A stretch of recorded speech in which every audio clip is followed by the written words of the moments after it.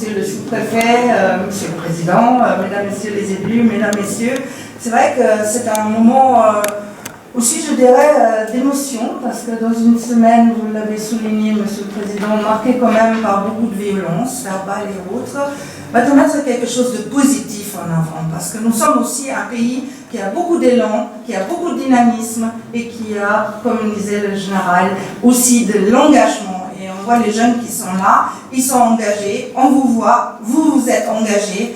Et si on se met tous ensemble pour travailler dans le sens de notre cohésion sociale, je pense qu'on devrait pouvoir y arriver aussi. Et il ne faut pas laisser uniquement la parole à ceux qui veulent montrer du négatif, qui veulent quelque part enfoncer tout le monde, mais mettons en avant aussi ce qui marche. Et ce pays a beaucoup de talent. Simplement, il faut lui donner le moyen de s'exprimer. Et donc, c'est une excellente initiative, ce prix du civisme, de mettre en lumière les jeunes de tous les âges. Et je crois qu'aujourd'hui, c'est ça qu'on a besoin.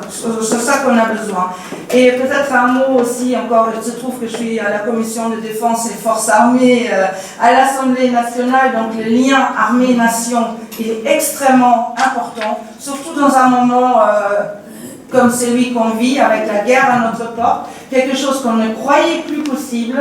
Et là aussi, on a besoin de l'engagement, parce que nous défendons des valeurs. Et l'Union européenne, je ne peux pas m'empêcher d'en parler aussi, c'est quelque chose d'assez extraordinaire, tant décrié depuis la Deuxième Guerre mondiale. Mais on ne parle jamais assez de ça. C'est un espace de droit. Depuis la Deuxième Guerre mondiale, on a toujours fait en sorte à ce que le pouvoir ne prenne plus jamais le pas sur le droit. Mais nous vivons dans les espaces de droit, où chacun devrait pouvoir se sentir protégé par le droit. Et c'est ça la valeur ajoutée de l'Union européenne. C'est ça la valeur du vivre ensemble. Donc merci beaucoup pour tout ce que vous faites.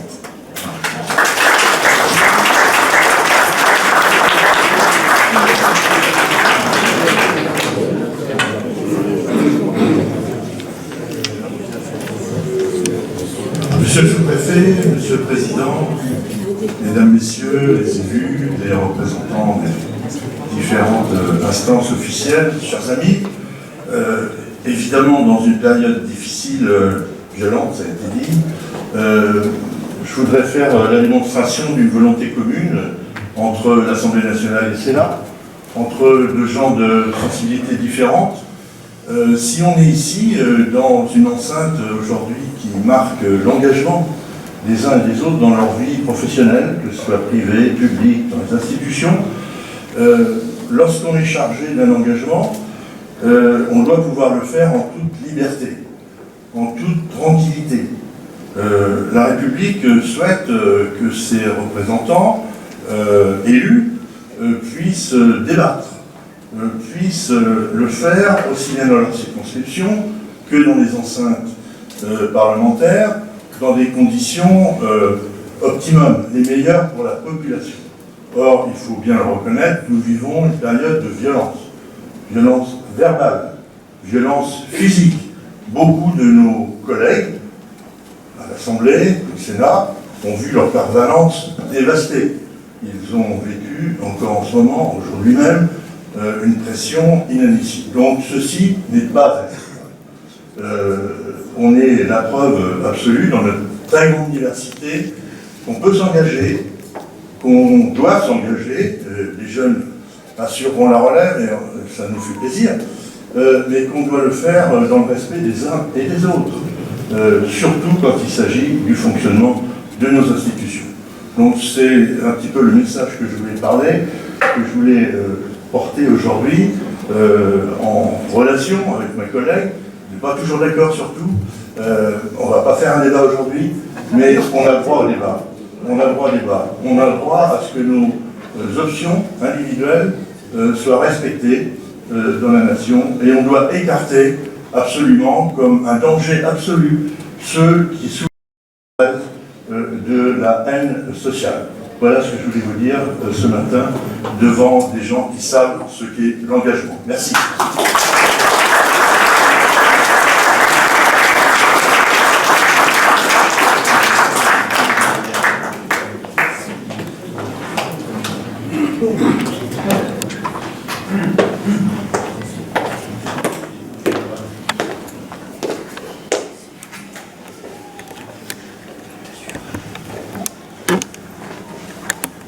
Madame la députée, Madame la députée suppléante, Monsieur le sénateur, Madame la conseillère départementale présidence du SDIS 37, mon général, mon colonel, directeur du SDIS, mon capitaine, Monsieur le directeur académique, Messieurs les représentants des associations, Monsieur le président de la section Indre-et-Loire de l'Association nationale des membres de l'Ordre national du mérite, Mesdames et Messieurs les membres du bureau et du conseil d'administration, Mesdames et Messieurs les jeunes sapeurs-pompiers, Mesdames et Messieurs, vous me voyez très honoré d'assister aujourd'hui à votre assemblée générale. Il y a eu quelques instants la partie statutaire et maintenant où j'ai l'honneur de clôturer la partie protocolaire. Vous le savez, je crois dans l'importance des distinctions que la République accorde à ses citoyens les plus méritants. Depuis la publication du décret du 3 décembre 1963 portant la création d'un ordre national du mérite, l'étoile à 6 branches doubles, émaillée de ce bleu de France auquel chaque Français s'identifie naturellement, fait briller sous l'effigie de la République les vertus des mérites distingués acquis soit dans une fonction publique, civile ou militaire, soit dans l'exercice d'une activité privée. Cette définition issue de l'article 2 du décret précise bien ce que le général de Gaulle souhaitait faire en créant un deuxième ordre. L'ordre national est un nouvel ordre de chevalerie. Saluer le mérite de tout Français par une distinction unique, reconnue de tous. Cette création s'est inscrite dans une grande tradition de notre pays et de son histoire. En 1469, Louis XI, roi cher à notre département, institua sous son autorité l'ordre de Saint-Michel. Cette distinction tendait à ce que, je cite, « tous les bons, hauts et nobles courages soient incités à œuvres vertueuses ». Elle visait aussi, au lendemain de la guerre de Cent Ans, à établir la paix en Europe. Cette tradition s'est survécue par-delà les changements de régime et les convulsions de l'histoire. Et cela pour une raison bien simple, rappelée par Napoléon lors de l'institution de la Légion d'honneur.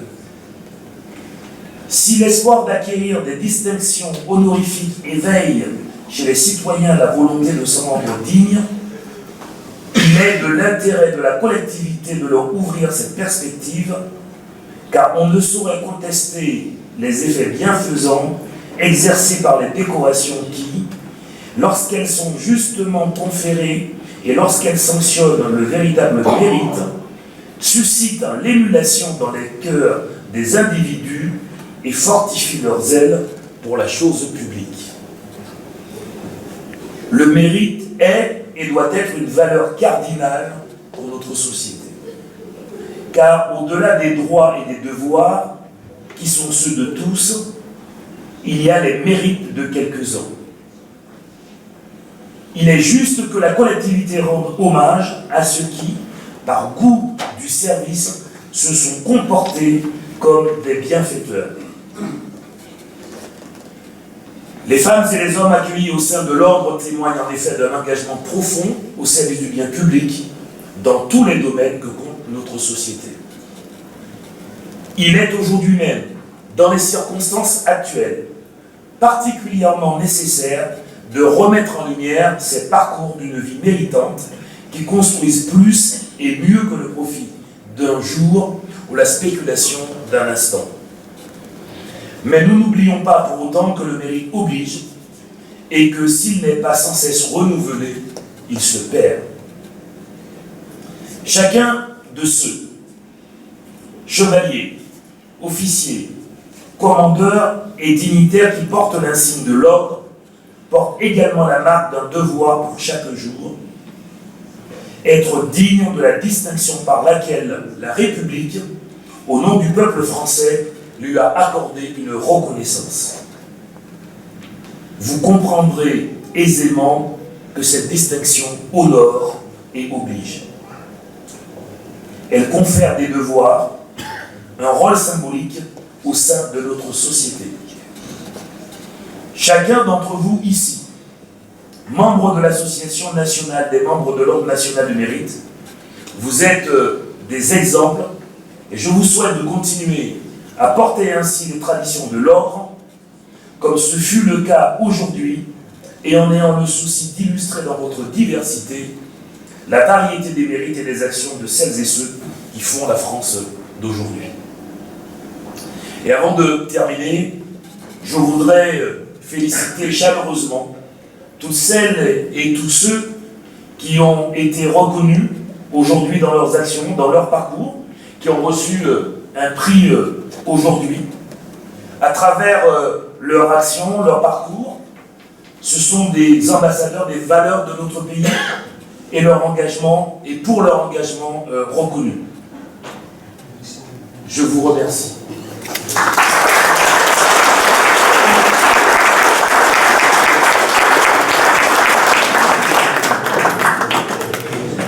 Merci, monsieur le sous-préfet, de votre intervention.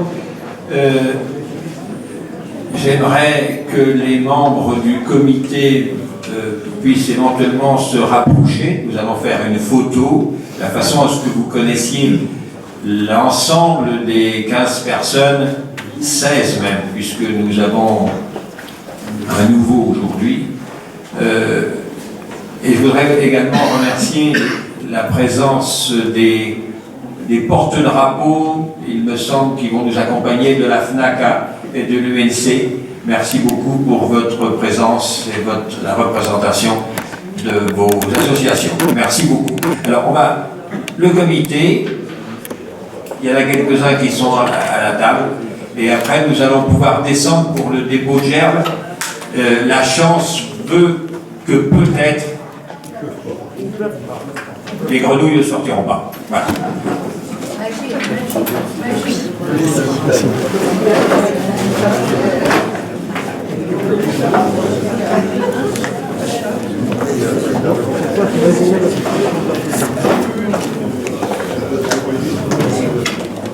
Vous êtes très large. Va te mettre dans.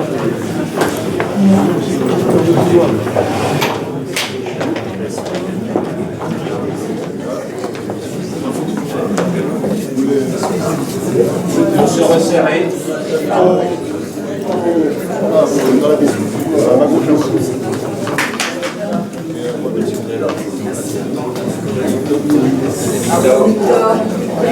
Victor.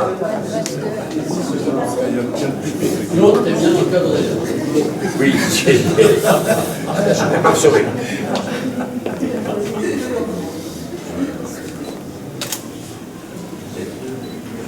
Allez, on les applaudit.